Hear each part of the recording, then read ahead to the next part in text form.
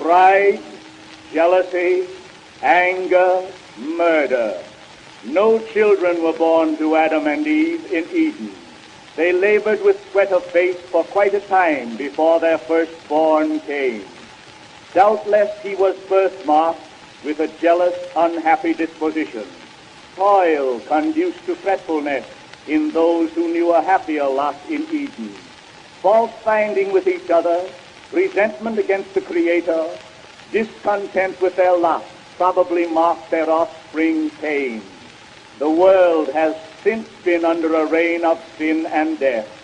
Daughters also were born to them, and later another son, Abel, of a very different disposition from their firstborn.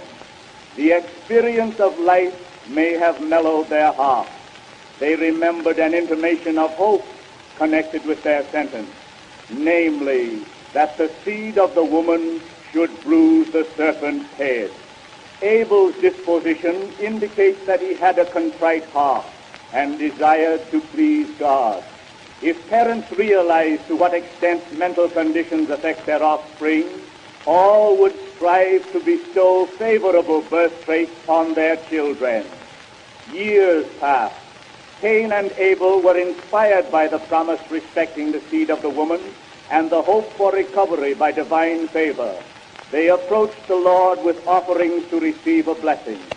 Abel's sacrifice of animal life God accepted because it typified the necessity for Jesus' death as the basis for forgiveness of sin.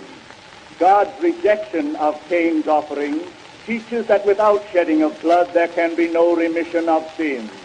Cain should have procured an animal for acceptable sacrifice in obedience to the divine will.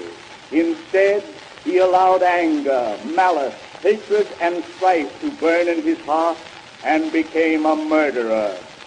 St. Paul says that Abel's blood cried to God for justice against Cain, but Jesus' blood cried to God for mercy on the sinner. Every injustice cries to God for justice. By a special covenant, Jesus and his elect church lay down their lives sacrificially for Adam and his race. The better sacrifice is completed, restitution follows.